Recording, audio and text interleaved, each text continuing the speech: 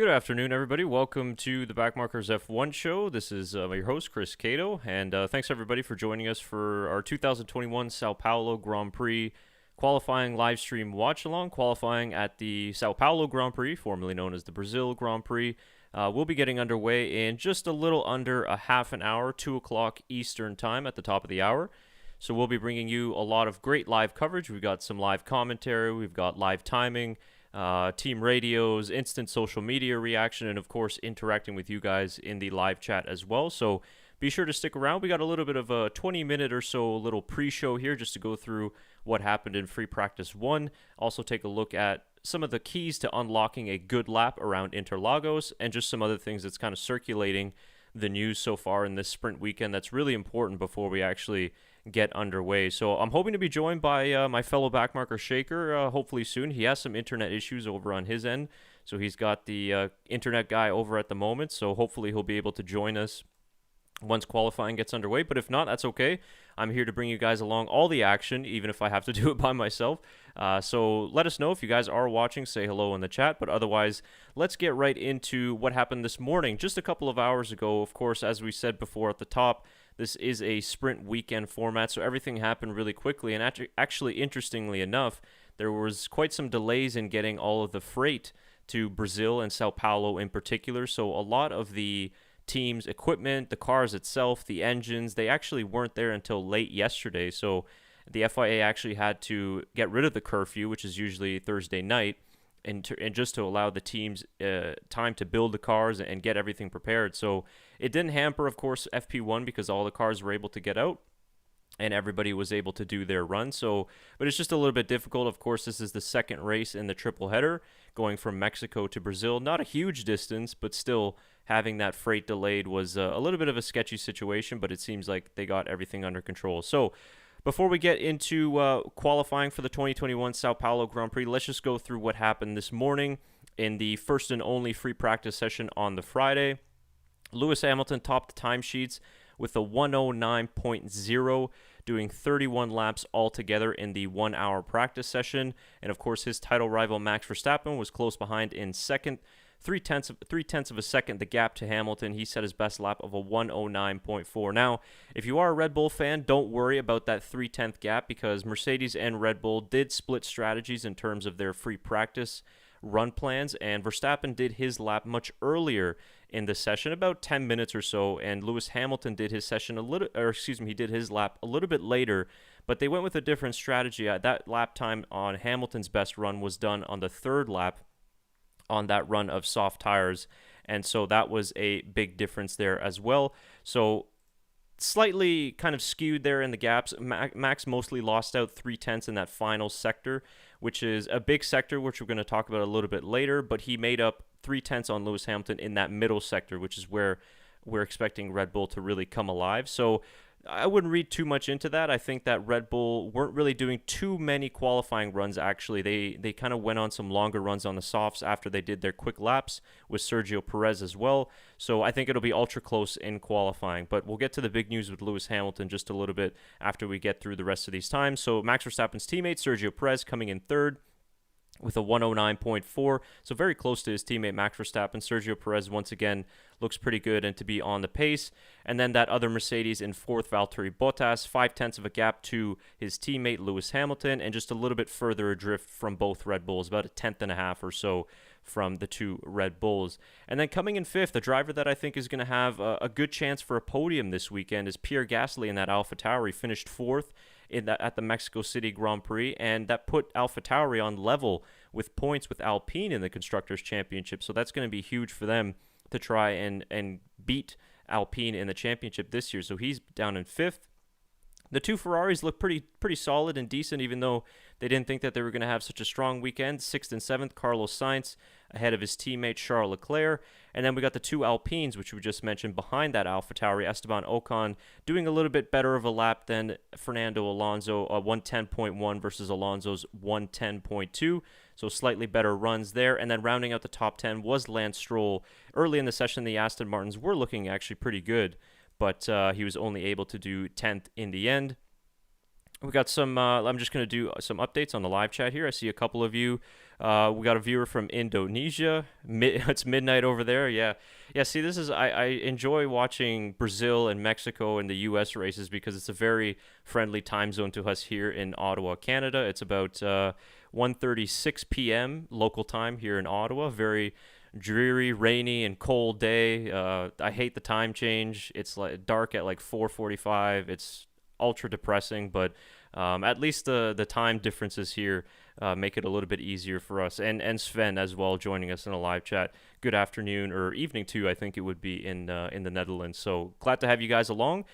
Be sure if you're watching us all the way throughout the build up to qualifying, get in your predictions for qualifying. Let me know who you expect to be in the top three and any predictions for the session. I'm just going to round out here some of the other time slots here. We got Yuki Tsunoda finishing 11th in the AlphaTauri, Sebastian Vettel in 12th. I just wanted to point out here the McLarens who didn't run the soft tires, which is why they're so far down here. Lando Norris in 15th and Daniel Ricciardo all the way down in 19th as well. So they didn't really do much performance runs as versus the Mercedes and the Red Bulls, for example. So that basically rounds out your top 10 or so for that free practice session. So it was very quick. Of course, the Red Bulls looking good as usual, and the Mercedes looking a little bit more on edge, but definitely I think they're very, very quick in sectors 1 and 3, which we're going to talk about in just a bit. But the big news in relation to Lewis Hamilton, Mercedes, and the championship as a whole is the big news that Lewis Hamilton will have to take an extra internal combustion engine, which will set him back 5 places at the start of the Grand Prix on Sunday. So not the sprint race, but the actual full 71-lap Grand Prix. It is his 5th internal combustion engine of the season, so of course he's well exceeded his allocation. He had to take an extra one in Turkey, but Mercedes cited that they saw quite a loss of power from the other power unit as well, so they were basically just doing this as a precaution because even though they might have been able to make it to the end of the season, they just weren't sure, and anytime you have those question marks around your engine, it's just best to replace it. So the ruling is actually kind of interesting because you remember in Turkey when he took his first engine penalty, he had 10-place grip penalty. Every time you take one after that, it's only 5 places, which is a little bit strange to me, I think, with the way that the rule works out. Not that we obviously want the championship being decided by reliability and engine penalties. It does suck that Hamilton has to take this penalty because it means most likely, almost definitely, I would say, that Verstappen and Hamilton won't be lining up alongside each other when it comes time for the race on Sunday, but you never know. Things could happen to the Red Bull as well. But we definitely don't want to see this championship being decided by reliability, but Mercedes have had to take an extra one. It's only 5 places, and here at Interlagos, a track that you can overtake at, it is a smart decision by Mercedes to make this change here at the moment, because when you look at the next couple of races, Qatar, Saudi Arabia, for example, those are big unknowns. Qatar especially looks like it'll be a difficult track to overtake. Jeddah is a very fast street circuit, so I think overtaking will be difficult there as well. And it's just a big unknown with track surfaces, and it's totally new to Formula One, so we have no idea what's going to be happening.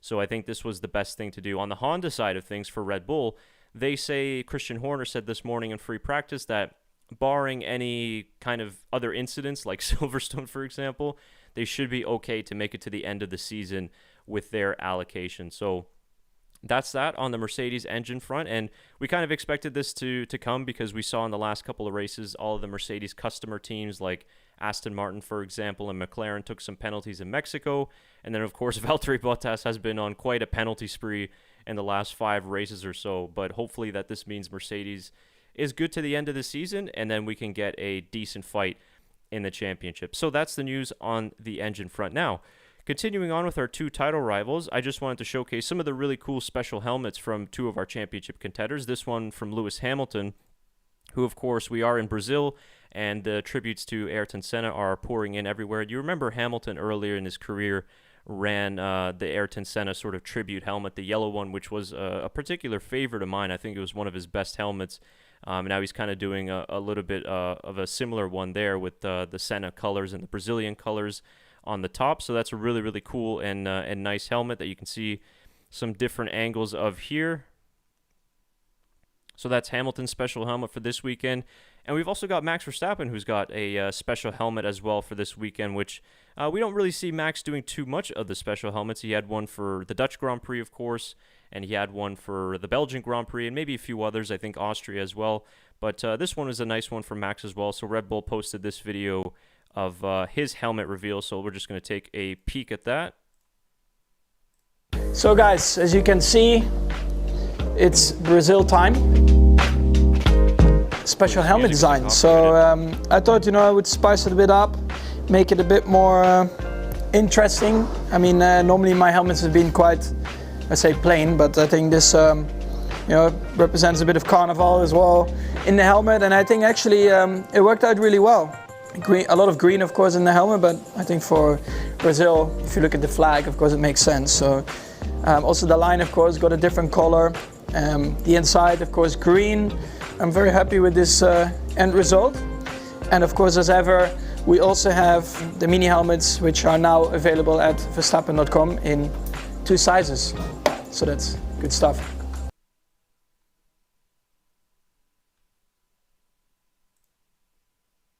Oh, there we go. Sorry about that. So there you go. So that's Verstappen's special helmet. Yeah, sorry there. The Twitter videos always just end up replaying, and you can kind of see some different looks here. It's pretty different, actually, from what Verstappen is usually used to for his usual design. So just some cool little designs there for this weekend, of course. First time since 2019 that we are back in Brazil. So some drivers wanted to do some pretty cool tributes. So just want to get to one of the chats here. What do you think about Perez's first season with Red Bull?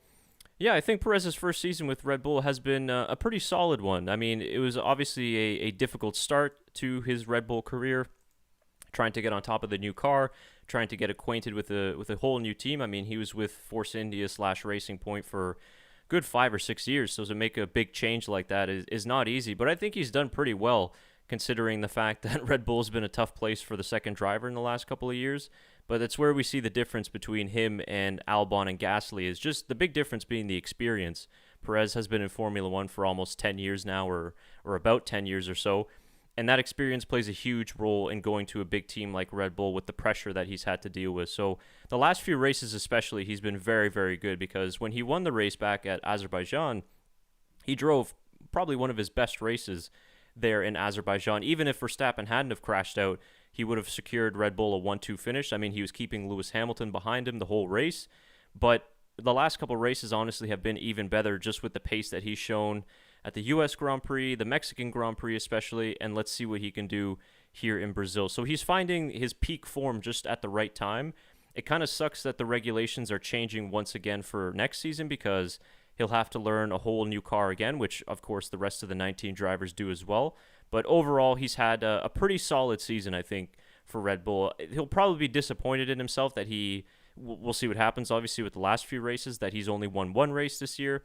But again, I think that the form coming right now is what's most important, because he might even secure Red Bull their first Constructors' Championship since 2013, which would be incredibly massive for them, because it's been a while since they've done that, and the point is only 1 gap. So that's in large part thanks to a little bit of luck, but at the end of the day, I think he's had a pretty good season.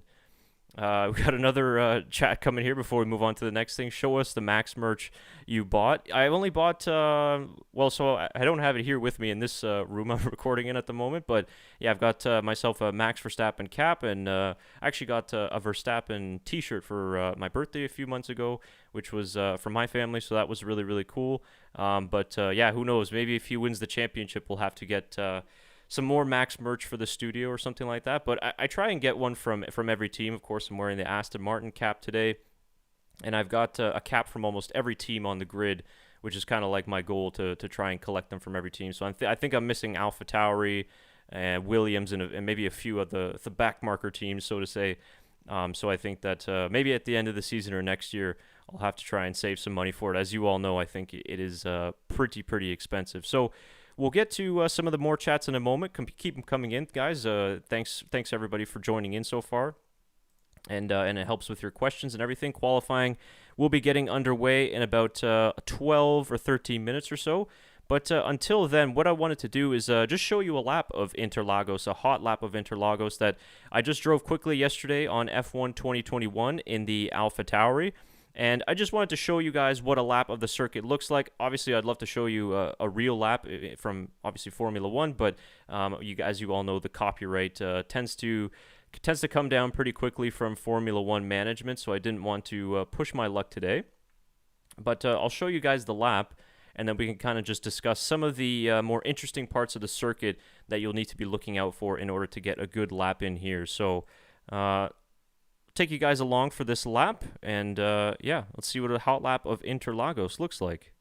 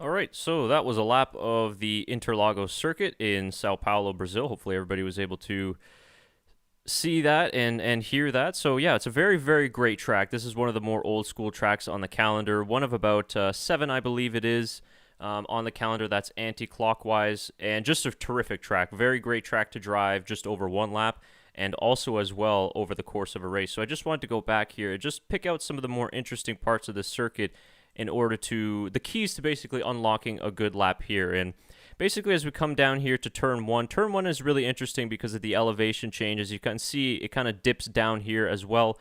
So you'll probably hear the commentators talking about how you can actually get away with an inside left lockup here heading into turn 1 because of the fact that the corner drops away from you. So it's not as bad as locking up into some of these other corners, but still as well, you definitely don't want to be going too deep into this corner because it's going to compromise your exit here into turn 2. And you really want to hit this curb on the inside right here to get yourself a really good exit all the way down here into the straight, which comes down into turn 4. This is where I think the Mercedes are going to come alive here, this long run down to turn 4, being able to utilize, of course, the fresher engine for Lewis Hamilton and also that rear suspension trickery. Now, as we come down here a little bit further into the circuit, you go through turn 5, not much of a turn, but then we come in here to turn 6. This is probably the highest speed section, one of the high speed corners of the track here as well. And these next sequence of corners here, as we get to 7, 8, and 9, they're really tricky corners because you always feel like you're going to lose the rear here, so you need a really good exit off of these corners. This circuit, I think you really win a lot of time on corner exit. And then as we come down here to turn 10, of course, you guys remember in 2019, this is where Lewis Hamilton and Alex Albon came together, with Albon spinning out of the race. Now, this corner is a downhill braking corner, just a slightly downhill braking, so you don't want to outbrake yourself here. As you see in this lap, I slightly missed the apex, so I had to get back onto the brakes.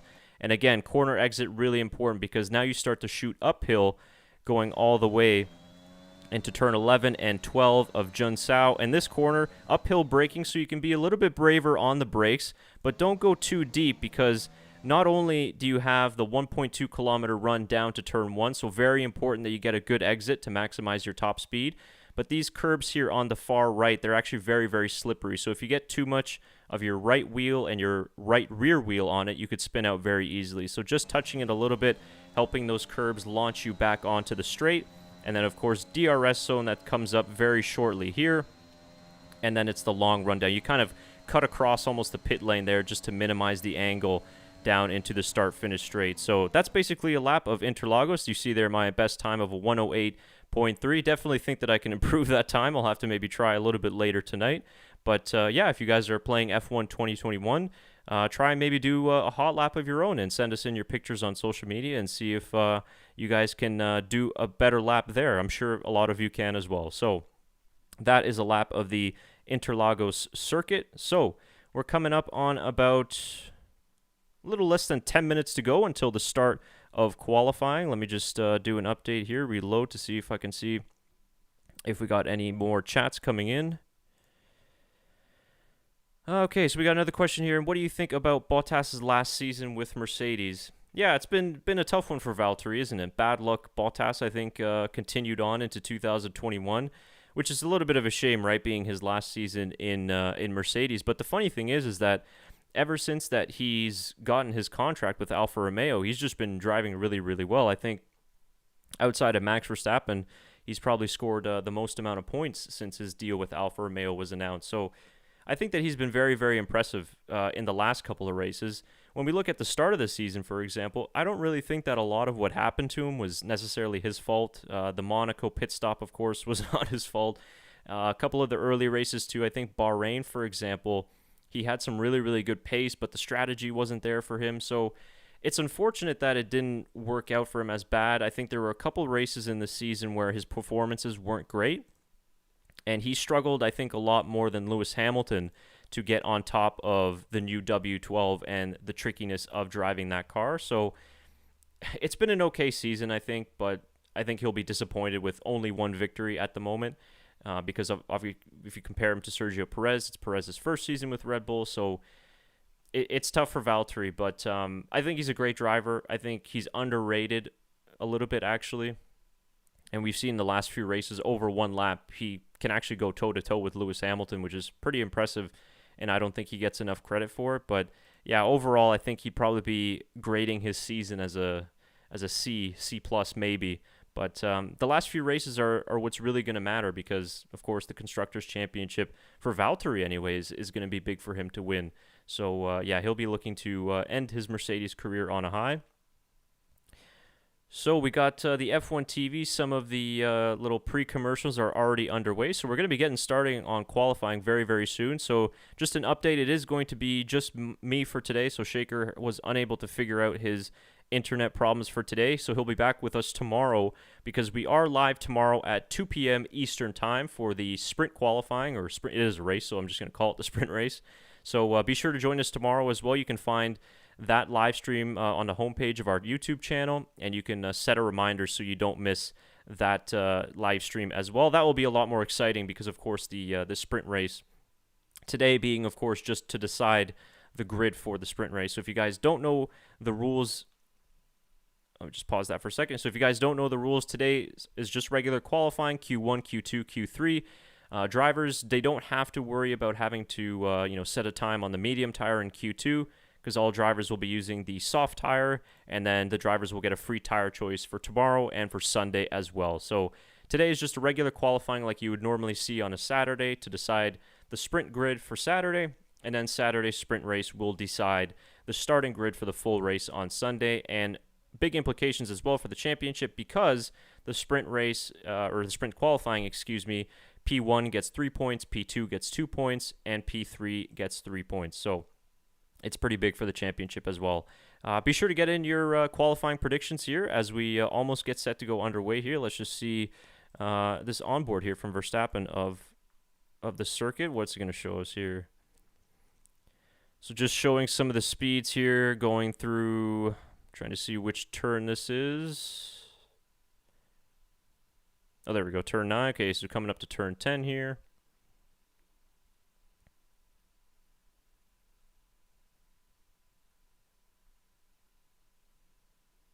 And then this is turn 12. And as you can see there in the Delta time, Sector 2, the Red Bull going purple. And I think that's really where the Red Bull is going to be coming alive today, is in that Sector 2. Whereas I think here, right here, going across the start-finish line, Sector 3 is going to be a very, very good strength for Mercedes because of just the long straights. It's 1.2 kilometers that you're going full throttle, so that's quite a lot, actually. All right, so the opening credits are underway. So basically how it's going to work, guys, if you're new to these live stream watch-alongs, is I, of course, got the live stream, or excuse me, the F1 TV live feed up on the screen in front of me. So I'm going to be watching it here on my end, and hopefully you guys are watching the live feed as well on your end, and maybe you're listening to my commentary or you're listening to both the Sky Sports commentary. But it's going to be a little bit difficult to try and sync up the timing of the session to exact, because there is a slight delay, of course, with the internet and with the feed itself. So I'm going to just try and give you guys an update once the session timer gets underway of exactly where I am. I'm going to try and not to comment on things I directly see on the screen, just so that things aren't a little bit more confusing for you guys. But I will let you know in a couple of minutes time of roughly where my stream is, and then maybe you can try and pause it and sync it up directly with your stream at home. They're just currently going through the track map right now. Potential for some rain today. When I did the A to Z guide video, they were calling on some showers for today and for Saturday as well. I don't think at the moment it is raining, but it was looking pretty cloudy, and they did have some rain in the morning as well. So I think it could be very, very interesting. The weather forecast this year at this time of year in Sao Paulo, you kind of get some of these bigger rainfalls, so it could lead to a tricky session if it does end up raining. Just reading some of these final updates here on Twitter, that Honda cannot believe the run of Mercedes engine penalties, which it is actually quite a surprise, really, when you consider it, because Mercedes used to be the most reliable engine on the grid, and they've having to take the most penalties this year, whereas Honda really hasn't had to take a whole lot of penalties this season. I mean, even the customer teams of AlphaTauri, other than Yuki Tsunoda last weekend, really haven't taken much penalties. So yeah, just a credit to where Honda has come from. If you think back all the way to their McLaren days, when they had to basically take engine penalties almost every other race. I think they set records for like 50 or so grid penalties or something like that, which is pretty crazy. But yeah, so I'm just going to bring in here the live timing. So you guys can see on the right-hand side of the screen will be the live timing of the session. Now, this is slightly ahead because I am getting it from Formula1.com, so you'll probably see the times updated here first, quicker than what you're seeing actually on screen on your TV feed. So I'm going to be paying attention mostly to the F1 TV feed on the right of my screen here. So if you do happen to notice the live timing freeze and not continue to update, just drop me a chat and let me know, and I will reload the page. It happened once before when we were doing a live stream, and I think it was last time actually there was a sprint race when I was on with Tyler, and unfortunately I just didn't notice it, and the entire thing stayed frozen for the whole time. So hopefully that doesn't happen again. All right, just going to get to another chat here. Do you think Red Bull has a chance in the Constructors' Championship? Because Perez is about 20 points behind Bottas. Yeah, I do definitely think they have a chance for the Constructors' Championship. Now, Perez might be behind in the Drivers' Championship, but last race in Mexico was huge with Bottas getting the contact in turn 1, spinning him out. That was really big for the Constructors' Championship because now it's only 1 point heading into this race. So they definitely have a chance for it, 100%. And when you look at the form of Perez at the moment, which we talked about just a few minutes ago, I think that this is the perfect time for him to be driving the best that he is this season. So it's only 1 point. Really, I think Red Bull just right now, to try and clinch both championships, need to just finish ahead of Mercedes at every single race. I think for Max, it's a little bit easier because he has a 19-point cushion, whereas in the Constructors' Championship, they're going to need Perez to finish ahead of Bottas and maybe even finish ahead of Hamilton. But this race is a great chance to do that because of the engine penalty going Lewis Hamilton's way. So if things go to plan for Red Bull in this session, and as well as the sprint qualifying tomorrow, then we could see Sergio Perez starting ahead of both Lewis Hamilton and Valtteri Bottas, which would be huge for them. So championship is definitely on the table here for both drivers and constructors. Okay, so the session is underway. We got the two Ferraris coming out currently right now. That's what I'm seeing on my screen. I don't have a clock yet up for the session timer, so just to let you guys know of exactly where I am at. I'm going to try and feed in some of the FX audio from the TV feed. Of course, I'm not going to put in the Sky Sports commentary because I think we're better. Let us know in the chat if our commentary is better. But I'm going to put in some of the FX. If it's too loud for you guys or not loud enough, just let me know in the chat, and I can lower or raise the volume. I think it just maybe adds a little bit of more of a commentary vibe to it when we've got some of that engine noise going on into the background. So Q1 underway. Of course, this is an 18-minute session. Drivers all will be using the soft tire, so no worries there about different strategies of tires and things like that. All the cars and the teams will be on the same ones. Of course, if you're new to Formula 1, Q1, we are looking at eliminating the 5 slowest drivers of the session. So really your top 10 isn't going to be that important in this session in particular, because we are looking at the bottom 5 and who will be able to escape the relegation zone or stay within the relegation zone. And a lot of these drivers not really in a rush to get out in this session. This is one of the shortest lap times on the calendar next to Monaco and Austria, so we're probably going to be looking at getting into the 108s, I think, here in Q1, and maybe even lower. So right now at the moment, Charles Leclerc is on a flying lap. So we got the 2 Ferraris out on track and an Alpha Tauri as well, and the 2 Haas's. And we've got a Williams as well. So pretty clean track here for Charles Leclerc at the moment. So for my Q1 time, I've got 18... is that 16? Sorry, guys, my eyesight is really bad, so sometimes I can't see it that clearly. As Leclerc is coming around turn 4 at the moment. So for my clock, I've got 15, 56, 55, 54, 53, 52, 51, 50. So that will maybe just give you an idea of where I'm at here at my location, and you can maybe try and sync it up with wherever you're watching. If you are in the chat, I think there's a couple of you guys that are currently watching us at the moment. Just let me know where you're watching from around the world. I think if you're in Europe or in Asia, of course, this is an afternoon, late evening session for you guys. It is a nice and early session for us here in Ottawa, Canada, in the Eastern time zone, so we're enjoying it very much. As Charles Leclerc is just rounding out his first flying lap, his teammate Carlos Sainz has actually just gone quicker in the middle sector as Leclerc is setting 2 personal bests. The wind coming in at 13.3 kilometers an hour. Looks like it's heading in, not sure which direction that was heading in. I think they were saying today it was supposed to be more of a northeastern wind, as Carlos Sainz goes quicker than his teammate with a 110.4. So maybe not as fast as I thought it was going to be in the lap times, but we'll see some of the bigger runners. Max Verstappen currently out on track at the moment. He's out on his out lap right now, rounding out just turn 4 there, so he's still at the beginning of his lap. So I'm just going to go here to the driver tracker just to see who is out on track. Oh, we don't want that commentary. Sorry about that, guys. When you change, I'm on the F1 TV feed here, so when you change it from one to the other, it changes your commentary settings as well. So we've got quite a few cars out on track now. We've got Stroll, Latifi, Ricciardo, the 2 Haas's. The 2 Red Bulls are also out on track, Perez and Verstappen. Verstappen is just ahead of Sergio Perez now, rounding out turn 11.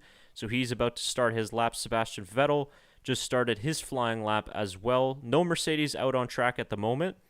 As I said before, it is a short track, so traffic can be an issue, especially as you get into Sector 2. Not really many areas where you can get out of the way of another car, but they've got Max Verstappen currently out on the flying lap. So let's take a look at his lap and see what it's going to be like as he comes down into turn 1. Speed trap 313 kilometers an hour. So let's remember that when the Mercedes comes out, so we can kind of just compare the difference there into turn 1.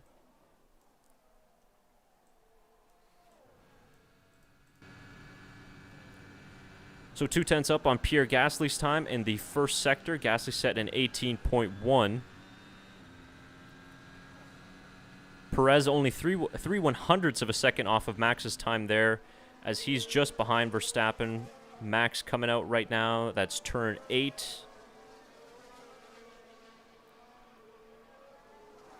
As Lance Stroll just goes quickest ahead of the AlphaTauri of Pierre Gasly, a 109.9 for Lance Stroll. A very decent, solid lap there. Let me just update the timing for you guys. I just noticed it froze a little bit. Lando Norris goes quickest now, 109.5. So the times are coming down pretty quickly. I think Ferraris will definitely be improving there once they go out again. Perez actually just goes quicker than Verstappen in that middle sector, as there's a ton of sparks coming off of that Red Bull, as Verstappen goes quickest with a 109.3. Let's see if his teammate can best him on that lap. No, he can't. He actually doesn't go faster than the McLaren of Lando Norris either, as he sits there in third place. So a great lap there from Norris. We didn't see much from the McLarens in that early session, so that's a very strong lap so far for Lando Norris. And they're just showing a replay now of Verstappen sparking away as he heads down into turn 1. And during FP1, Ted Kravitz did make the comment down at the garage of Red Bull that they were making some ride height changes. So I don't know if they lowered the ride height there to help out that Red Bull, but typically they're the ones that always usually sparking away the most. But it's going to make for some good pictures at least. As we are coming down to 10 minutes to go in the session, the two Mercedes are finally out on track. They have not set a lap time at the moment. My time is currently at 11:38, 37, 36, 35, 34. Just to give you guys an update as to where I am in the stream.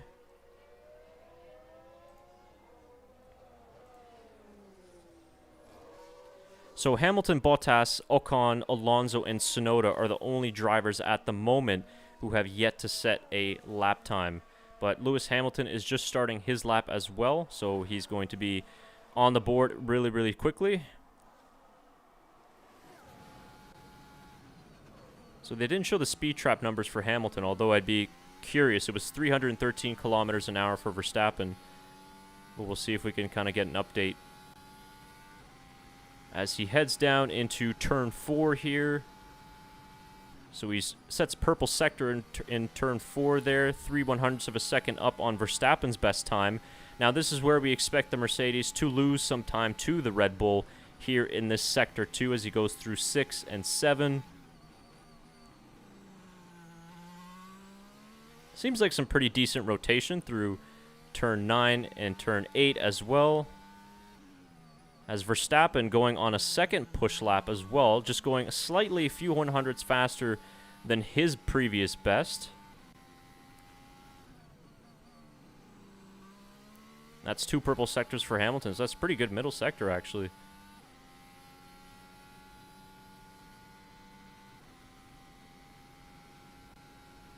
So Hamilton does go quickest with a 1:08.824. Very good lap time there from Lewis Hamilton. Puts him 5/10 ahead of Verstappen, as Max just lost 5/10 there in the middle sector. So he either backed off or made a mistake somewhere.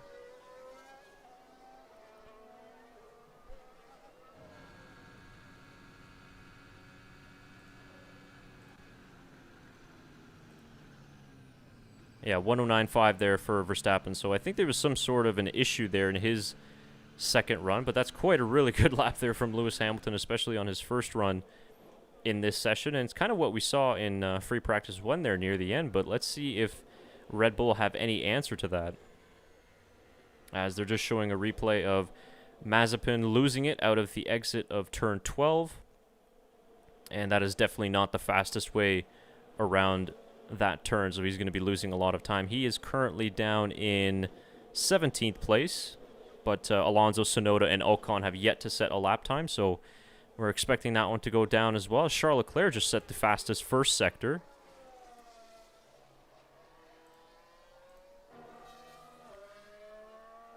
So we got the first runs out of the way. What do you guys think? Let me know in the chat. What do you think there of those first runs? Very good lap from Lewis Hamilton. Valtteri Bottas with a decent lap as well. Only a few 100ths off of Max Verstappen's time there. Perez, I think, is going to be able to find a lot more time. He's still behind the McLaren of Lando Norris.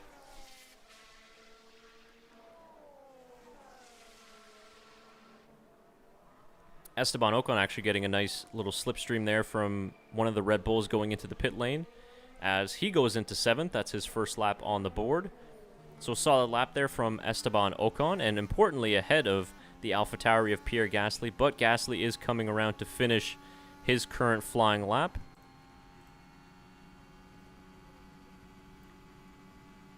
And he goes 3rd fastest, so a very strong lap there for Pierre Gasly, and I think we're seeing a little bit of that track evolution coming into play here. remember, this is, of course, would typically be a free practice 2 session, so this track is still relatively green. We did have the Porsche Super Cup Series in the morning laying down some rubber, but of course nowhere near the amount that the F1 cars are able to do, so we are going to be seeing the lap times come down pretty quickly, I think, and track evolution will be a big part to play. As there you go, you see the Ferraris already. Carlos Sainz going into second. Charles Leclerc, I believe, might have just had a lap time deleted because he just tumbled down to 18th. And yeah, I think we're going to get the race directive here from Charles Leclerc. So track limits at turn 4. So that's basically where Carlos Sainz is going to be going through right now at the moment. So that is on the exit of turn 4. I think he put too many wheels outside of the white lines there.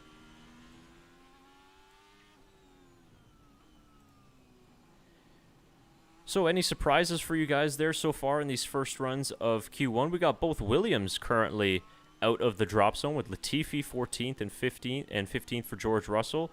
We kind of usually see this actually from Latifi, where he's, in the first runs at least, always ahead of George Russell, and then Russell's kind of able to always pull out something in the end, as Kimi Räikkönen just goes up into 11th. 9/10 off of the lead there, so good lap there from Kimi Räikkönen, who's been in some good form as of late. Of course, this will be his final Brazilian Grand Prix. Good memories here for Kimi, of course, clinching the 2007 World Championship. It was actually his only Brazilian Grand Prix victory, but quite an important one, I think. So a good lap there from Kimi Räikkönen. So the teams will come in now, put on a fresh set of tires, and yeah, we'll be back out for the second sessions here. They're just showing a replay now of Leclerc going wide at track limits. Yeah, that's definitely clear.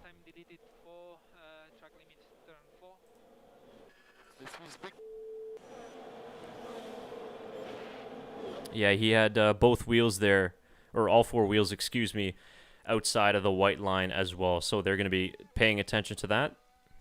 Lewis Hamilton is actually still on another run here. Set the fastest first sector once again. And it looks like he will be going quicker on this lap as well. 6/1000ths of a second off his best time in that middle sector as he comes up the hill around turn 14 and 15. Hamilton's got the track record here in 2019 of a 107.2. This current lap at the moment is a 108.7. So a little bit farther off from that track record, but nonetheless a very solid lap time for Lewis Hamilton and looking good so far for Mercedes.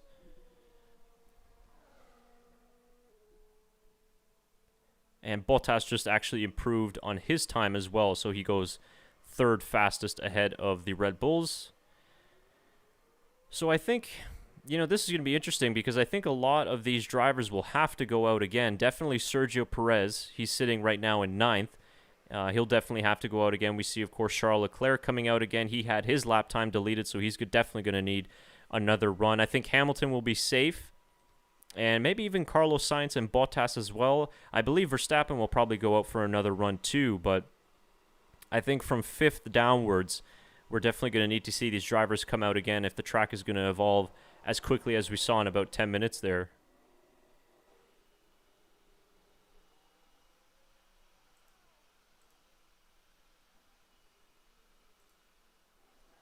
So let's see if we can get any social media updates here. Anything being reported from the pit lane.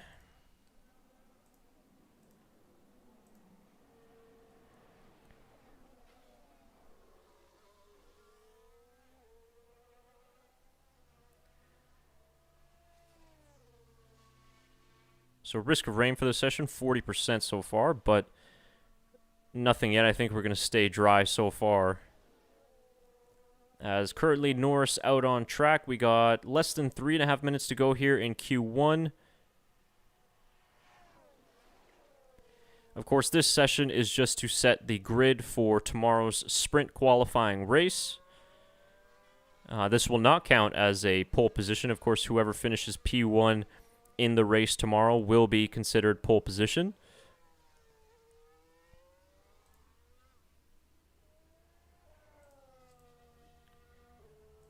So let's head back now to our live timing there.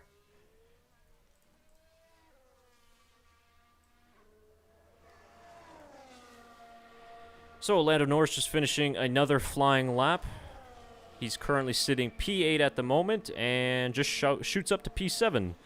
So 0.6 off of Lewis Hamilton's best time, but not the best lap there from Lando Norris. Not as good there as he had the result in the first run, because he's still behind the two AlphaTauris of Gasly and Tsunoda in 5th and 6th. Some pretty good laps there from Yuki Tsunoda and Pierre Gasly. As Leclerc is currently on a flying lap at the moment, he had his lap time deleted for track limits. He's 0.4 up on Latifi's Sector 1 time. Latifi is the driver at risk in 15th place. That is the reference time that Charles Leclerc will be looking out for. He's going to get quite a bit of traffic here. He's got a Williams ahead of him and another Williams, I believe, just ahead around turn 11. The Aston Martin of Sebastian Vettel gets out of the way, but it is tricky because the track is very narrow. It is an old school circuit, so not a whole lot of space to get out of the way, but he should be okay here coming up into turn 12. Yeah, Williams of George Russell gets out of the way as well. Didn't do a personal best in that middle sector, but I think he should be on for a pretty decent lap here regardless. And yeah, he goes 3rd fastest there, so that should put Leclerc safe outside of Q1. But yeah, we see a lot of that track evolution now as well. We see Charles Leclerc 0.4 off of Lewis Hamilton's time, so we're going to need to see a lot of these drivers behind him go once again. So the current drivers at risk with about 1 minute to go in Q1. We've got Russell, Latifi, Mick Schumacher, Antonio Giovinazzi, and Nikita Mazepin. So let's see if the two Williams can get out of Q1 here. Sebastian Vettel is also a driver at risk in 15th at the moment. Russell currently not improving on his lap time through that first sector. He might have lost a little bit there. He was trying to get a tow from one of the other slower cars, but it didn't necessarily work out for him. The Mercedes gets out of his way there down at turn 10. And this is the part of the track where you start to climb a little bit uphill. You can brake just slightly later into turn 12 here, Junsao, but you definitely need a good exit because you're looking at 1.2 kilometers of full throttle pace as you go through 14 and 15, which really aren't corners. As he crosses the line, and George Russell only goes 14th. So only improves by 1/100th of a second, but it does knock Sebastian Vettel into the drop zone as the checkered flag is coming out at the moment, so drivers will be allowed to finish their flying laps as Nicholas Latifi jumps up into 15th and actually bumps George Russell down into the relegation zone as Mick Schumacher unable to improve on his time, so he will be out of Q1. Stroll currently in the drop zone in 17th. Let's see where he ends up. And Stroll goes quicker by 0.2, goes up into 13th place, so he knocks his fellow countryman Latifi out into the drop zone as well. Antonio Giovinazzi, very strong lap, going up into 6th place, and Raikkonen just slightly improves. He was getting close to being at risk there, but he was able to improve his lap. So both Alfa Romeos into Q2 for the first time in quite a while. I don't know when was the last time we saw an Alfa Romeo getting into Q2, but it's been quite a while. As Lewis Hamilton set another purple Sector 1. I don't think he improved on his lap time, but he did improve anyways on Sector 1. Sergio Perez went out once again, finishes 4th in that session, so not really that important at this moment as Bottas goes quicker as well, so Mercedes 1-2 to round out Q1.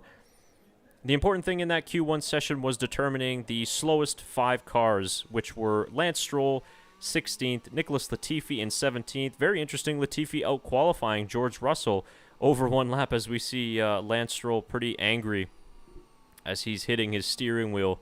Maybe we'll hear some team radio we'll be able to give you guys in a moment.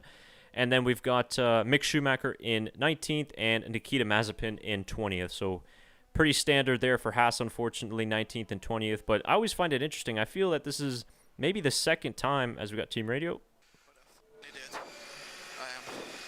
Dude, that was going awesome till then, man. Considering you haven't driven this place, that's pretty impressive, dude. Don't beat yourself up about it. That's good. So it looks like maybe Mazepin made a mistake somewhere. I'm not sure if we're going to be getting a replay. But yeah, I was just going to comment on this Williams battle. what I find really interesting is I feel that the same thing happened in Italy as well, where in the qualifying session on the Friday, Latifi went quicker than Russell. I might be mistaken, but I feel like it happened more than once this season in these sprint weekends. So yeah, it's just unfortunate that I guess it's technically not going to count for him in his Saturday stats against George Russell, though, because, of course, the qualifying is technically on tomorrow. So if he does finish ahead of him in the race tomorrow, then that will count as he outqualified George Russell. So that's the end of Q1. I don't think we have too many surprises there other than Lance Stroll, really, who I think the Aston Martin showed some pretty good pace early on in the morning, and it's just disappointing that Lance was not able to get out of the session. And here we're going to see a replay, actually, of the mistake Lance Stroll made. It looks like it was on the exit there of turn 10. And that's the really tricky thing about this track is these corner exits. You always feel like you're losing the rear, and of course, corner exit is going to lose you a lot of time around Interlagos. So that's why he was so disappointed with his effort.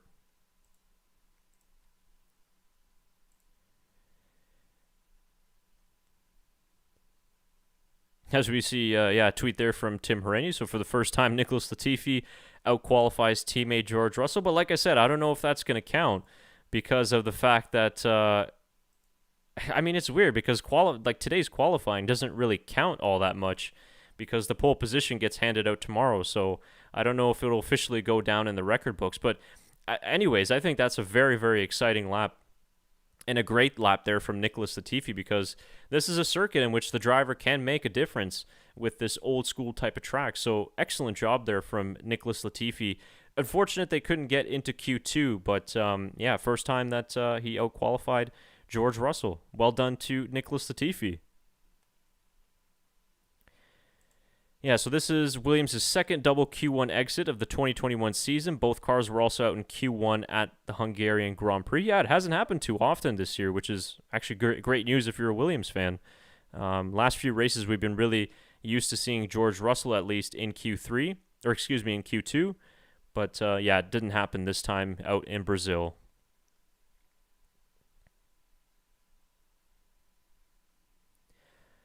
So Q2 will get underway in just a few minutes' time.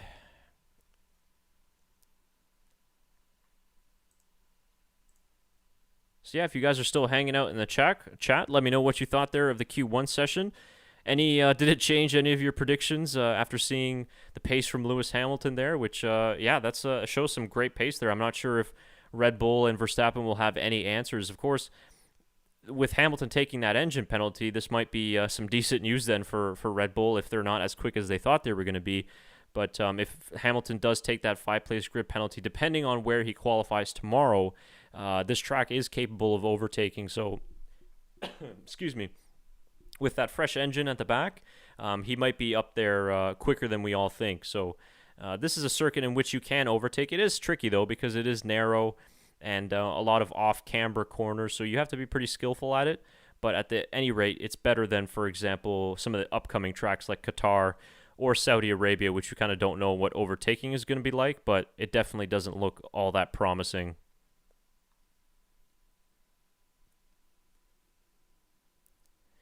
Okay, so this is what I was talking about before. So for the second week in a row, both Alfa Romeo's drivers get into Q2. So there you go, 2 weeks in a row.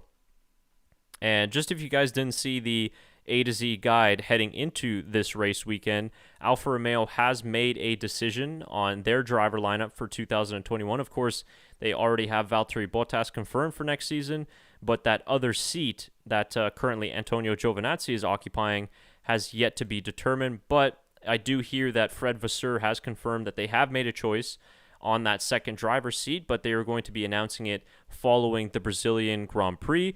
So it should be made public around Tuesday or Wednesday ahead of the inaugural Qatar Grand Prix. And they are expecting the young Chinese driver Guanyu Zhou to be the driver alongside Valtteri Bottas at Alfa Romeo. So unconfirmed at the moment, but that is where it is leaning towards. There are a few drivers in the mix, of course, for that seat, but it looks like he's going to be the one to get it with some of the financial backing that he brings as well. But I think it will be maybe a short-term contract because Alfa Romeo might be looking at some other drivers to put in there for their future, some of their young reserve drivers. So at the moment, it looks like Antonio Giovinazzi is going to be out of a seat at Formula One. So yeah, let me know what you guys think about that. If they're making the right decision. Giovinazzi is currently on the screen at the moment. Q2 underway. 14:30, 14:29, 28, 27. That's where my timer is. He's had some decent weekends this season, but I think that we can all agree that he maybe definitely didn't live up to the expectations of Ferrari of what they wanted from him in his Alfa Romeo career. But I'll be honest, I think that he lasted a little bit longer than I thought he would when we look at how his career started at Alfa Romeo back in 2019. So the fact that he's got in 3 seasons with Alfa Romeo is quite impressive, I think, for him. But it looks like this might be his final few races in Formula One, at least now for the moment.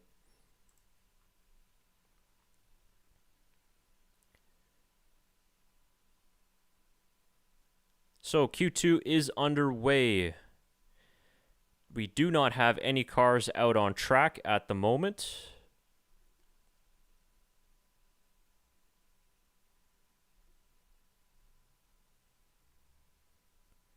So we're coming up to 13 minutes and 25 seconds, 24 seconds, 23 seconds, 22, 21, 20.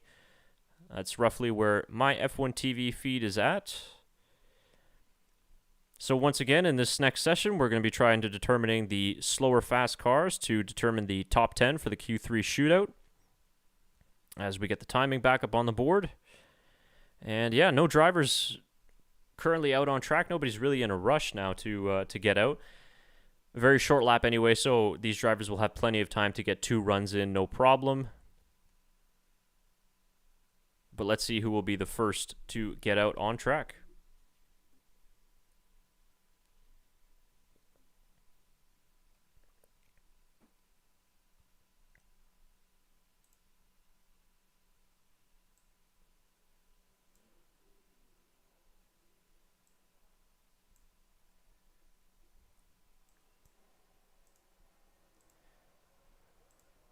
That's a really slow start to Q2 here.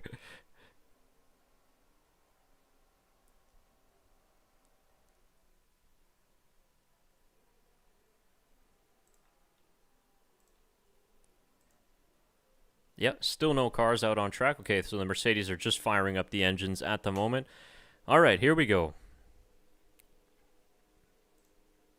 Took a little bit there, but finally we got some action to go out onto the track.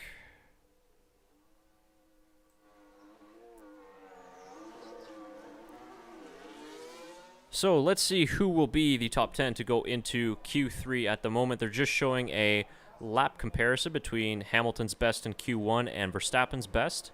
So Max losing the most in Sector 3, although he is slower in Sector 2 as well, so I think hopefully he'll be looking to improve that. But Sector 1 and 2, he was losing the most time, but I don't think that Verstappen went out for a second run there at the final few minutes of Q1.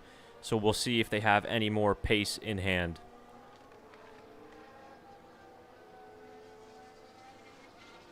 So my timer is at 11:02:01, 10:59, 10:58. Just an update, current cars out on track. We got the 2 Hamiltons, or excuse me, the 2 Mercedes at the front of the queue, and behind them an AlphaTauri and an Alpine. And then currently coming out of the pit lane at the moment, we got the Red Bull, and the McLaren as well. So the Mercedes should have some decent track position here. And the 2 Ferraris just coming out now at the very back of the queue with the Alfa Romeos as well. So Hamilton will be the first to start his flying lap. He's got his teammate Valtteri Bottas right behind him. It's not typically a circuit that you would really try to get a tow from, just because the straights aren't as long as in Mexico, for example, or at Austin, but there might be just a little bit to gain from that uphill slipstream that you would gain to turn 1, but I don't think that Hamilton is... Yeah, Hamilton's definitely not giving Bottas the tow because the Alpine is in between them, and Bottas is quite a ways away from Hamilton. As through the speed trap goes Lewis Hamilton into turn 1 and 2, 318 kilometers an hour. He was 313 in Q1, so some good top speed there from the Mercedes as he goes down into turn 4, setting the fastest first sector, 17.6. His teammate Valtteri Bottas will just be coming across the timing loop now. Let's see where he is in relation to Lewis. 17.9 for Valtteri Bottas, so slower than Hamilton throughout that first sector, as the Red Bull's just beginning his lap as well. So currently we got all cars out on track. Oh, and Hamilton running just a little bit wide there off the exit of turn 10. He's got some traffic to navigate through up into turn 12, but it looks like he got through there fairly okay.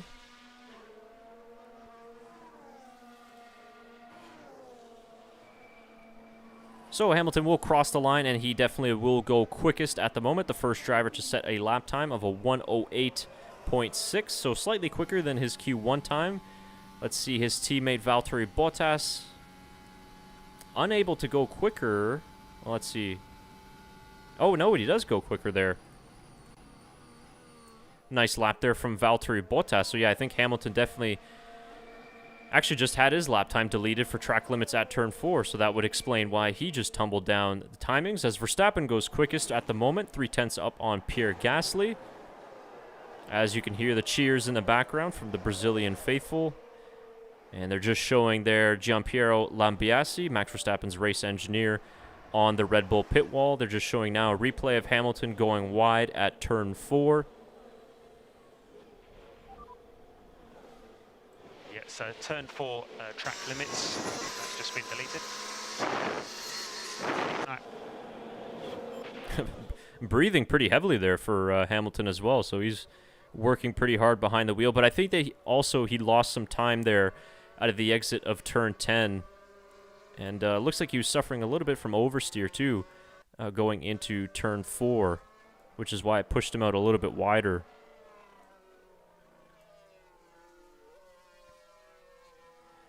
So we've got every driver has set a lap time except for Lewis Hamilton, because he obviously was unable to do a lap because track limits. So I don't know if he'll have enough fuel left on board to go out for a second run, or if he's going to have to come back in. But yeah, it looks like he is charged up and ready to go for another lap. So interesting, very close actually between, you could really say the top 10. There's only 0.6 separating Max Verstappen between Esteban Ocon down in 10th. So it's very, very close between all 10 of them. You even got Sergio Perez, who's down in 7th place. You got a McLaren, a Ferrari, and another Ferrari, and an AlphaTauri ahead of that second Red Bull. Let's give a shout out to Pierre Gasly for his exceptional lap, putting him second at the moment, as Hamilton is through Sector 1, slower than his personal best, or excuse me, slower than Max Verstappen's personal best, only by a few 100ths of a second. As Hamilton there going quickest in the middle sector. So very interesting, because this is the part of the circuit where we expected Mercedes to struggle just a little bit more than the Red Bulls.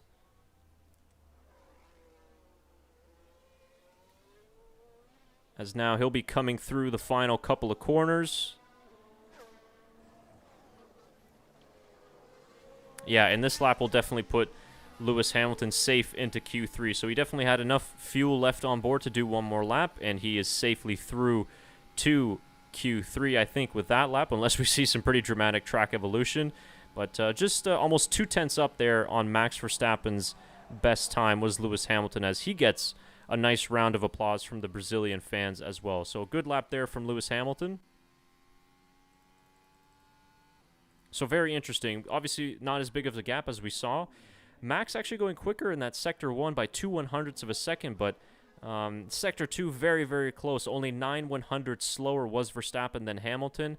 And then in that final sector, Sector 3, that's where Lewis made up his chunk of time on Max Verstappen there, as we're about to see a replay of Hamilton's lap. This is going into the final couple of corners. Yeah, turn 12, just a little bit eager on the throttle coming out of the exit of 12, and that'll lose him some time as well. So he's got maybe about a half a tenth or so to try and win off of a better exit there. So yeah, very interesting runs there But it looks like Mercedes do have a slight advantage, at least over 1 lap pace, than the Red Bulls. It's about 2 tenths, 0.181 tenths of a second to be exact. But yeah, I think that it'll be ultra close coming into Q3. So current drivers at risk, we got Esteban Ocon down in 11th, Yuki Tsunoda in 12th. Then we've got... Sorry, let me just close that. So Yuki Tsunoda in 12th, Sebastian Vettel in 13th, and then the 2 Alfa Romeos of Antonio Giovinazzi and Kimi Räikkönen. Räikkönen actually ahead of Giovinazzi at the moment in 14th. But the gaps are really close. All these drivers are going to have to go out once again, maybe with the exception of Hamilton and Verstappen. But you look at right now, Sergio Perez really at risk down in 8th place. The gap between himself and the cutoff zone is really only about a tenth and a half, two tenths or so between him and Esteban Ocon there in 11th. So he's definitely going to have to go out again. They just had Pierre Gasly up on screen, which Gasly's lap there, that first run was still very, very good. Down in 4th place. He's only 2 tenths off of the Mercedes of Valtteri Bottas for 3rd. So that'll be big there for Pierre Gasly if he can get himself onto the 2nd row of the grid. Of course, this is only Q2. So we are just setting... we are just determining who will be eliminated from this session going into Q3.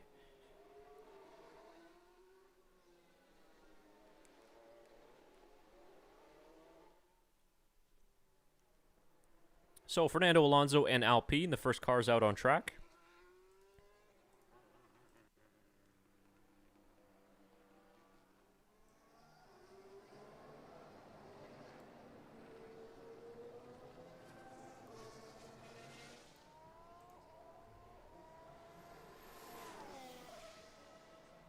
So behind Alonso will be, we got an Alpha Tauri just coming out of the pit lane now, and a lot of cars now heading out. We got 236, 35, 34, 33, 32, 31, 230 left in this session. That's where my stream is at. Yeah, try and, as best as you can, sync it up to wherever your stream is. Of course, we got some delays and internet issues that won't allow us to directly sync it up with wherever you're watching in the world, but we'll try your best. I'll try not to commentate word for word or picture by picture of what's on the screen, but just as a general idea. So cars out on track, all 15 cars coming out onto the circuit at the moment as we get to 2 minutes left in this session. Fernando Alonso at the head of the queue. At the back of the queue, we got the Alfa Romeos, and the Mercedes was just behind a Red Bull. I don't see which one it is. And then further up the road, just coming out of turn 4 and 5 right now, we got the pair of McLarens. So Alonso was the first to start his hot lap. He should be clear with traffic for now, but I think that it'll get a little sketchy for him as he gets into Sector 2, depending on how quickly those Alfa Romeos are going to be pushing on their outlap. Alonso currently sprinting down into turn 4. He's got the 2 Alfa Romeos ahead of him who are just going through turn 7 now. So yeah, I think Alonso is going to reach a ton of traffic as he gets down into turn 11 now, just looking at the driver tracker. He's not going any quicker on his first sector time. Alonso currently in 9th place, so he's plenty at risk here with this lap, but other drivers not going quicker either. Tsunoda not faster on his first sector time. His teammate Esteban Ocon 1/10 up on his best time as one of the Alphas get out of the way and the second one as well. So not too many issues there for Alonso. He's got a Mercedes ahead of him that he clears pretty decently. But Alonso currently not improving on his lap time, as Hamilton sets another purple first sector. Coming up to less than 30 seconds in the session, Alonso goes quicker in that last sector, but stays 9th place. So we'll see if that's enough to get him into Q3, as Tsunoda currently on a quicker lap. Let's see where Tsunoda's ended up finishing. He is 12th place at the moment, and he will stay 12th place, so he doesn't go any quicker. That's unfortunate for Yuki Tsunoda and Alpha Tauri's bid to try and best Alpine in the Constructors' Championship, as Esteban Ocon goes up into 10th place, but we'll see if that's good enough, as Sebastian Vettel still rounding out his final lap. And Vettel unable to get into Q3 as he is off the mark as well. So he'll start 12th in tomorrow's sprint race, for now at least. We've got checkered flag is out, but a couple of cars still finishing their lap. The Alfa Romeo, the Raikkonen, and Lando Norris of McLaren. Norris will cross the line just now. And he goes quicker up into 7th place. So currently the driver at risk, Fernando Alonso, down in 10th. I don't think Raikkonen will have the pace to get into Q3. He's just coming out of the final corner now. Let's see if he's able to do it. As Bottas goes up into 2nd place. And Raikkonen unable to improve any more than that, so he will start 14th for tomorrow. So in this session, we've lost the Alpine of Esteban Ocon, the Aston Martin of Sebastian Vettel, Yuki Tsunoda 13th, and then the 2 Alfa Romeos of Kimi Raikkonen and Antonio Giovinazzi. So Raikkonen out-qualifying his teammate Giovinazzi once again. So the 2 Red Bulls, the 2 Mercedes are through, 2 Ferraris as well, and the 2 McLarens. But more importantly, I think if we're looking championship-wise, or at least starting positions for tomorrow's race, you've got Pierre Gasly looking pretty good right now versus that one lone Alpine of Fernando Alonso. So that's pretty important when we're going to be going into Q3 to look at that battle for the championship.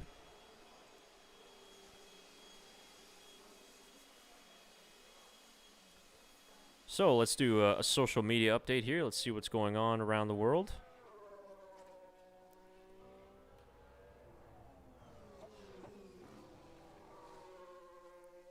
We got a couple minutes downtime here before we get underway with the final session. The hour goes by pretty quickly when you're doing these types of streams. So, yeah, of course, let us know in the chat who you're expecting to get pole here in the final session. We got Hamilton P1 and Q1, P1 and Q2, but a little bit closer in Q2 this time around between him and Verstappen. So, yeah, I mean, Verstappen and Hamilton might be starting tomorrow's race 1 and 2, which should make things pretty interesting in that little mini sprint race.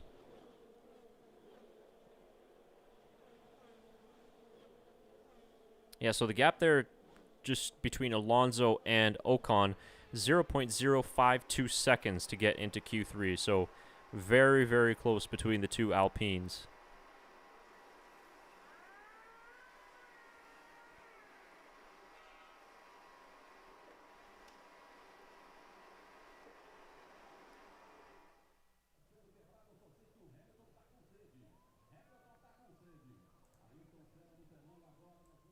Just turn down the audio there. You're just showing right now it looks like I think they painted a new mural of Ayrton Senna outside of the Interlagos circuit. Very cool piece of art there. And yeah, Hamilton's got all the fastest 3 sectors at the moment. So I am a little bit surprised that in Sector 2, Mercedes are even stronger than Red Bull as well. So that's slightly interesting. But yeah, maybe Red Bull running some different setups, more towards race pace. We're not exactly sure. But either way, I still think that they're going to be looking at a Hamilton and Verstappen 1 and 2 going here into Q3. But really this weekend, it is about the racing when you think about it, because we do have the mini sprint race and then, of course, the full Grand Prix as well. So that's really where it's going to count. But keep in mind that Lewis does have that 5-place grid penalty for the race on Sunday.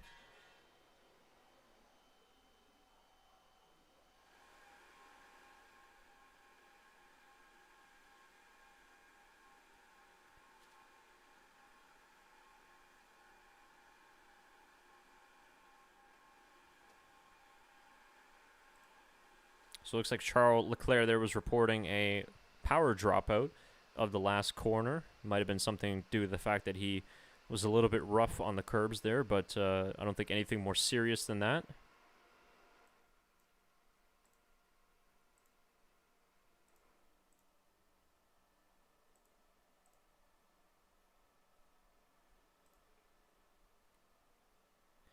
So Q3 should be getting underway in just a few minutes' time.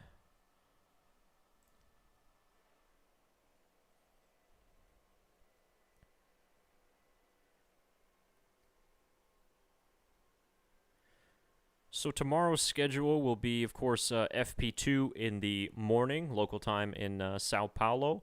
And then not Q3, the sprint qualifying will be getting underway at 2:30 p.m. Eastern time. So we are going to be live for that as well tomorrow.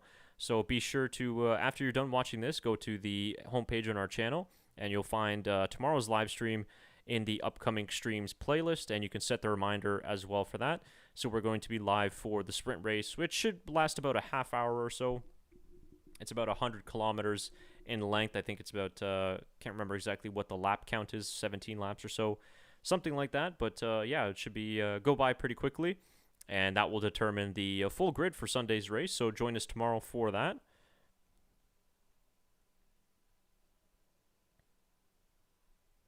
It's nice the fact that we didn't have any rain in this session, that we're able to get through nice and dry. Tomorrow it's looking cloudy, but I think the chance of rain is a lot less than it was today. So I think tomorrow is going to be a dry session. And then Sunday as well for the race was expected to be a dry session. Not that warm currently right now in Sao Paulo. Excuse me, we're looking at about mid-20s, 22 degrees or so, I think was the high supposed to be on Sunday.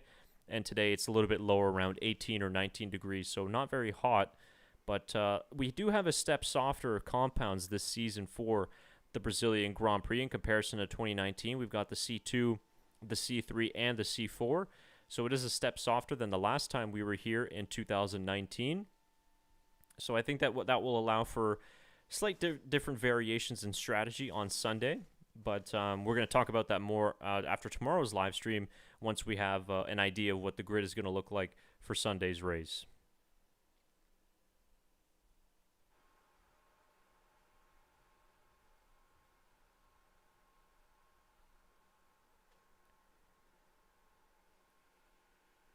So we got the typical lull in between the sessions at the moment. 45 seconds until Q3 gets underway.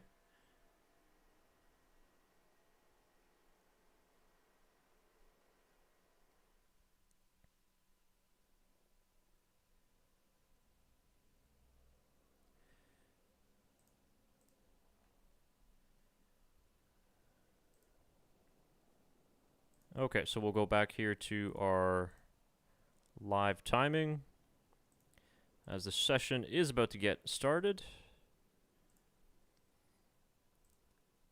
So the battle for kind of pole position is about to begin. Not going to really count as a pole. The winner of tomorrow's sprint race will get pole position, as I've said a few times during the stream, but it will still be important nonetheless, depending on where you want to start. For Hamilton, of course, it is going to be of extreme importance to qualify P1 and finish P1 tomorrow, just so the fact that when he takes his engine penalty for Sunday's race, it won't be as bad, because he obviously doesn't want to be starting any further down the grid if he has to. There'll be some potentially quick cars ahead of him, like the Red Bull of Sergio Perez, the AlphaTauri possibly of Pierre Gasly. Of course, his own teammate will be most likely ahead of him, but I think we've seen in plenty of other races that shouldn't be an issue in terms of overtaking. And at this point in the season, Valtteri Bottas is going to play the teammate role, I think, no problem, considering the fact that the Constructors' Championship is still at stake as well. So the clock has started for Q3, coming down to 11:11, 11:10, 11:09, 08, 07, 06, 05. So just to give you guys an idea for the final time in today's qualifying session.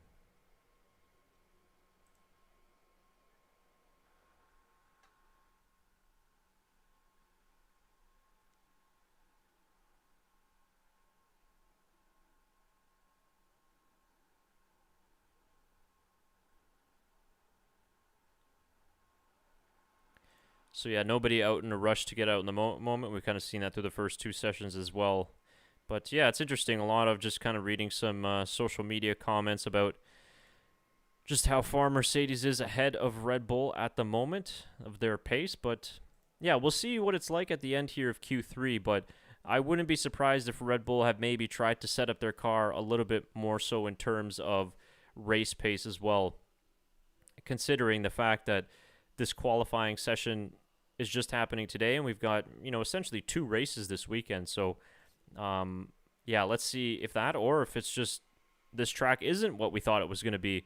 Coming into the weekend, we all thought that this was going to be more so a Red Bull track, maybe not as much as Mexico, for example, but it hasn't necessarily been a favorite track for Lewis Hamilton. He's only got 2 victories here, and one of which was actually quite a lucky victory, if you guys remember back in 2018 when Esteban Ocon and Verstappen crashed into each other, and of course Verstappen being the race leader, Ocon being just a backmarker at the time, and then Lewis Hamilton was the one who lucked out in that case and won the race. So hasn't been Hamilton's most favorite track, considering he's pretty much got 3 or 4 victories at almost every track on the calendar, but nonetheless is looking good so far. But let's just see what the gap is going to be like at the end of this session here. So first out of the pit lane is Charles Leclerc. His teammate Carlos Sainz also close behind him, and the Mercedes and the Red Bull coming out of the garage very close together. I think that is Verstappen that's right behind Valtteri Bottas. It's tough to tell now with the helmets. No, that is Sergio Perez is ahead of both Mercedes, and then Max Verstappen is behind Valtteri Bottas. Difficult to tell now with the helmets of Charles Leclerc, or excuse me, of Sergio Perez and Max Verstappen, because they're both kind of got some lime green in it, so it's much more difficult to see.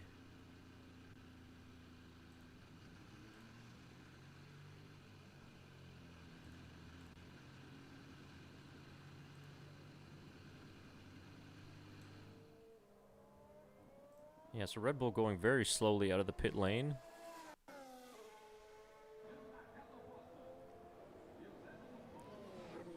All right, here we go. So we got some flying laps underway. Charles Leclerc already heading down into turn 1 to start his first lap. Yeah, he's going to be coming across a lot of traffic here. He's got a McLaren just ahead of him at the moment. And then at the back of that queue, you've got Verstappen, Bottas, and Hamilton, who are just going through turn 9 at the moment.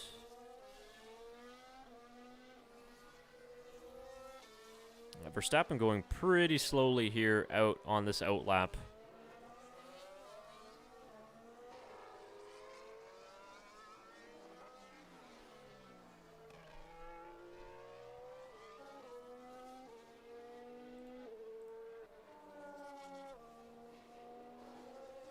So Charles Leclerc does set the first time on the board, still in the 109s for Ferrari, but currently sitting P1 at the moment, but I'm sure that will change very quickly as Hamilton and Bottas will be starting their flying laps.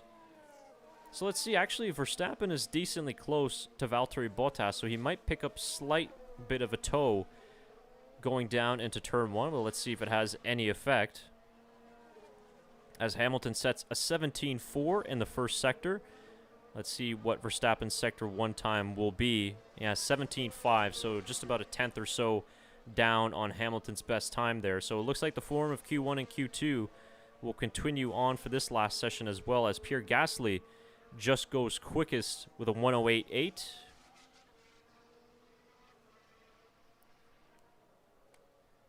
Right now, the battle that everybody's interested in, Hamilton and Verstappen. Carlos Sainz with a nice lap there, a 108.9 going ahead of his teammate.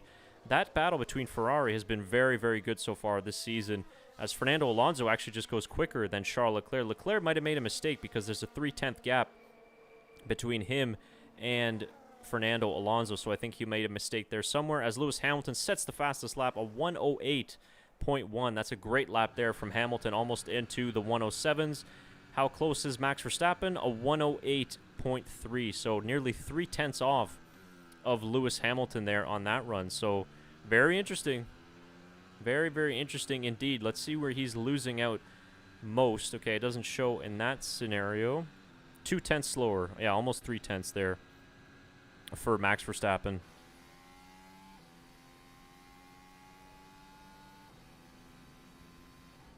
Yeah, so I'll wait for these lap times to reload here, and we'll be able to get a better picture of the sector times. Oh, here we go. So Sector 1, I just missed it.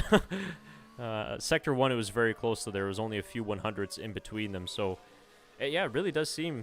We got team radio. Tires overheating into 8. Understood. Front tires. So Verstappen complaining of tires overheating into turn 8. So turn 8 would be the Just let me just think here. It would be just after the swooping right-hander, and is the that would be the first kind of right-hander going into the left before the downhill braking of turn 10. So reporting of some overheating issues on the front tires as well. So not exactly sure what that could mean. Maybe some setup issues there for Verstappen, just not able to get the tires in the proper working window. Of course, around this track being anti-clockwise as well, the left front tire doesn't get used very often and it cools very quickly. So it's really hard to keep that left front tire in a good working range, but Mercedes have definitely seemed to find it a lot better than Red Bull have so far, as we've nearly got a 3/10 gap there between Max and Lewis. But it's what we want to see, especially after Mexico, when Red Bull looks so dominant from their win, and now seems like it's completely different. But race pace is one thing and qualifying pace is another, so that'll be really interesting. I'm curious what they're going to have to say after this session of why they're losing out so much time. I mean, the gap isn't too big. It's only 0.265 seconds. So lost a lot of time.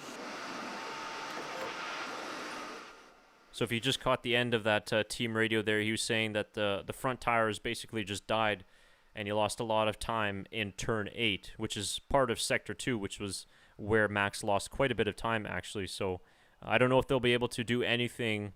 Maybe he'll be able to do a quicker outlap potentially to try and keep some heat in those tires in that run. But losing a lot there in sector 2. Pierre Gasly currently sitting P5. A very good lap there for Gasly ahead of the Alpine and both Ferraris. Sergio Perez quite a ways away there from Valtteri Bottas. It's about a 3.5 to almost 4/10 gap there between Bottas and Sergio Perez. I still think it's solid if Perez can start in P4 in that sprint race, and I think he can be a little bit more aggressive in that little sprint race tomorrow. But definitely, I think for the full race on Sunday, he'd want to be lining up on that front row alongside his teammate. As, much quicker this time around with the cars going out for the final runs. And Verstappen is ahead in the queue this time. He's behind the AlphaTauri.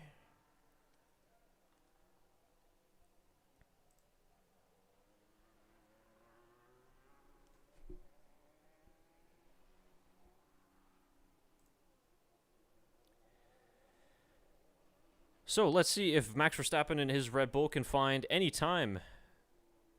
He's going to be looking to gain about 3-4 tenths here, if possible, because we're going to assume that Hamilton will be able to go a little bit quicker on his lap. He was very close to dipping into the 107s already. At the front of the queue, on the driver tracker, we got Fernando Alonso, who's just coming up to turn 10 right now, and then behind him, the two Ferraris. Max Verstappen has some decent track position here. He's got an AlphaTauri of Pierre Gasly in front of him. Gasly is just coming into turn 7 right now, and Max is heading up into turn 6 at the moment. And at the back of the queue, you've got Hamilton, who's ahead of Valtteri Bottas, and at the very, very back of the queue, the two McLarens of Lando Norris and Daniel Ricciardo. Important also for Ricciardo and McLaren, and Norris as well, part of McLaren, to try and finish ahead of Ferrari here for tomorrow's sprint race. Of course, that battle for third in the Constructors' Championship. Ferrari now regain that third place position after the Mexican Grand Prix. So Verstappen rounding out here on the exit of turn 12. Let's see what he is able to do here. He'll be the first of the big runners to cross the line and start a flying lap. We're less than a minute to go here in this final qualifying session of today for the 2021 Sao Paulo Grand Prix. It seems almost like he's a little bit too close to Gasly in front. Let's see if it'll affect him any much. We were about to see the speed trap there, but they took the graphic away, so we can't see it. So Verstappen looking to beat 17.4 for his first sector time there versus Lewis Hamilton. Let's see where he is. Oh, yeah, 2 tenths down there to Hamilton. So this lap will definitely not be one that Max Verstappen was looking for. Not sure if he'll be able to gain back a couple of tenths here in this middle sector, but not a good sector one there for Max Verstappen. Lewis Hamilton also not his best sector one as well, going slower than his best.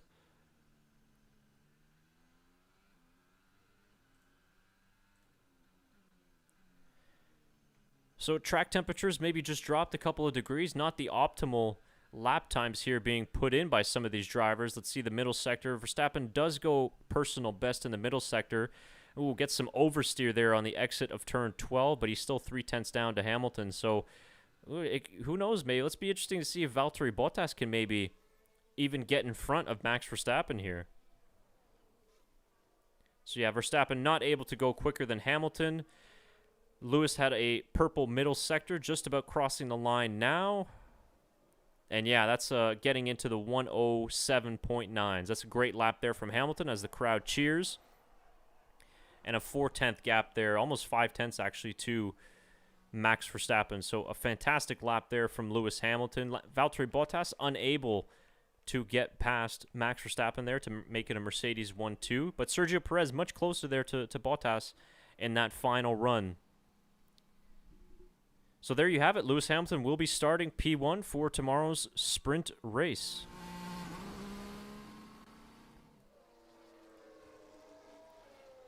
I think definitely a little bit of a surprise. I don't think we all expected that gap to be as big as it is right now, almost at 5/10. I don't think Verstappen had the optimal final run in Q3, but even if he would have, I don't think he would have gotten P1 anyways. So seems like Mercedes have definitely found something in terms of setup and pace here at Interlagos, but it'll be interesting to see what the race pace is like. Get in there, Lewis. It's been a while. What an amazing session. Fantastic, mate. So that's at P1, Verstappen P2, just over 4/10, Valtteri P3. Let's go. Yeah, so a much better start to this session than the last couple of race weekends for sure for Lewis Hamilton.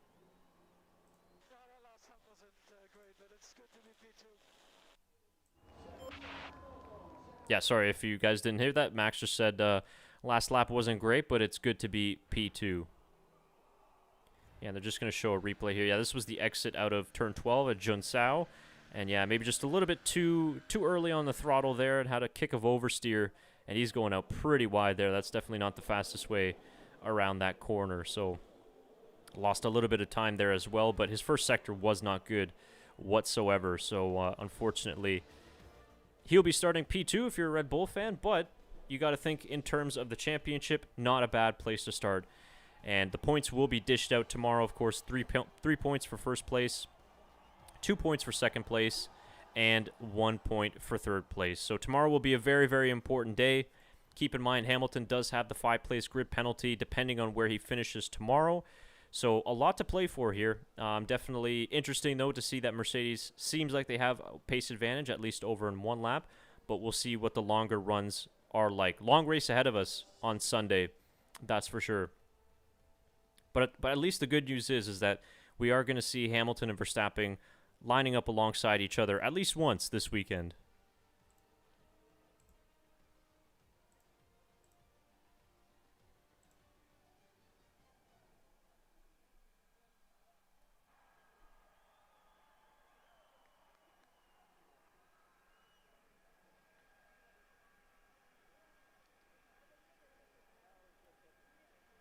So maybe just wait here a few minutes just to hear from the drivers, and then we'll sign off and see you guys tomorrow.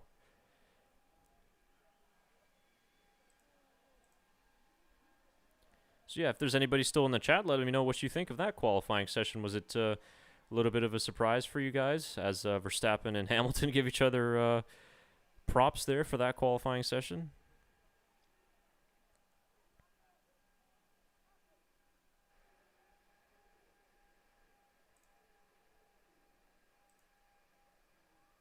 So there you have the provisional grid for the sprint race. As let's hear from Max Verstappen. Good thing to take from that qualifying session. You're lining up in the front row, but quite far off what Mercedes were able to achieve. Yeah, but I mean, you know, when they take a new engine, naturally they have a bit more power for a weekend. So for me, it's not a big shock. And like I said, I'm just happy to be second. You know, that's a good position to start from. Of course, you always want to be closer, but you know, sometimes you just have to be realistic, and there was not much more in it. With that in mind, Lewis has obviously taken that penalty on Sunday. Is tomorrow just damage limitation to ensure you maximise out in points? Yeah, I mean, there are not that many points, of course, to gain in the sprint race. So I hope, of course, have a good first lap and and see from there. And then, of course, the most important one is on Sunday. And confident with your race car? Yeah, I mean, it will be completely different anyway. It's going to be a lot warmer, so that will change the behavior of the car as well. So we'll see. All the best.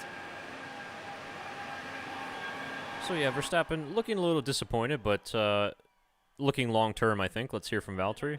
P3, Perez was very close to you. How were your laps? It was a bit tricky practice one, and didn't quite feel comfortable, especially in the first sector with the car. And it got a bit better in the Golf, but still the main place I was losing to Lewis was turn 1-2, and a bit on the straight. So yeah, not fully satisfied. And how are your hopes tomorrow, and what's the plan? Yeah, obviously still good starting place, and all to play for, and hopefully will be lap one full of action. So let's see. All the very best. Thank you.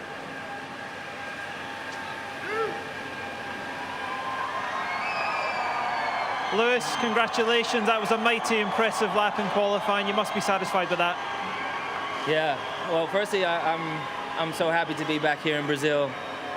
One of the marshals just said to me, or one of the guys that works here just said, the Senna colors and the Senna flag, I should use it more often, because that's the first pole in a long time. So, but just a big thank you to all the team, because they've been working flat out. It's been so hard coming from the last race for everyone at the race, right? Going from one race to the other, taking the car apart, rebuilding it. Just the man hours is insane. But today was a really good qualifying session. I'm super happy with it, and we've got the penalty tomorrow, but we give it everything we got. Yeah, you've got that penalty, but I guess with that speed advantage you've got, you must be confident even on Sunday you can make a real impact. It's not easy to follow, but I guess Max is obviously starting on pole now, so it's going to be very hard to catch him, but I'll do my best to try and get through the field.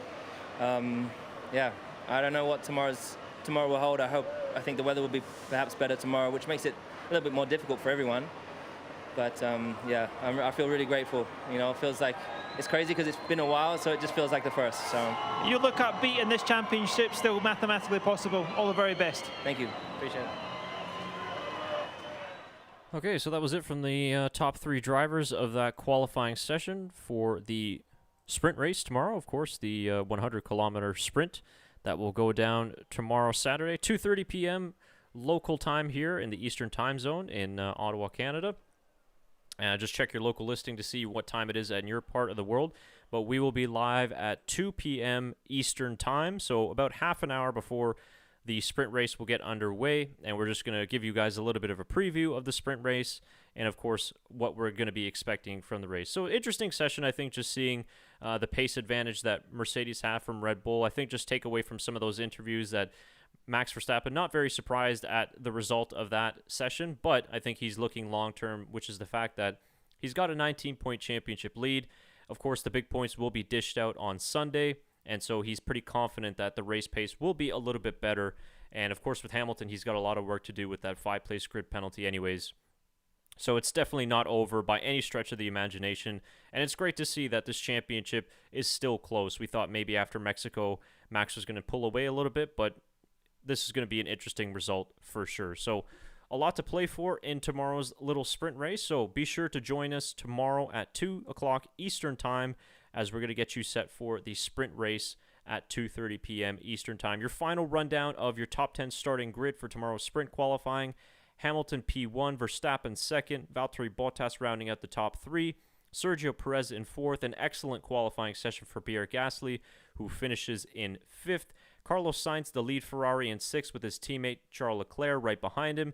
Then you have the two McLarens of Lando Norris and Daniel Ricciardo, and rounding out the top 10, you have Fernando Alonso. So that will be your provisional starting grid for tomorrow's sprint qualifying race. All right, guys, well, that will do it then for today's stream of qualifying for the 2021 Sao Paulo Grand Prix. I appreciate everybody that watched with me here today. Of course, a little bit of a challenge just being solo here, but thank you to everybody who submitted some chats and also who watched as well. We really appreciate the viewership. If you guys are looking for some more F1 content to hold you over until tomorrow's race, check out the homepage of our channel. We've got some videos still from the Mexican Grand Prix if you want to watch. Of course, we've got our podcast with Karun Chandok. If you haven't been able to listen to that yet, give it a listen. It's on the F1 2021 podcast playlist on our YouTube channel, and it's also available wherever you get your podcasts, so Spotify or iTunes. So check that out. It's a very, very interesting conversation. But if not, I hope everybody there has a good rest of your Friday, and we'll be seeing you tomorrow for sprint qualifying at the Sao Paulo Grand Prix. Thanks, everybody, and until then, it's bye for now.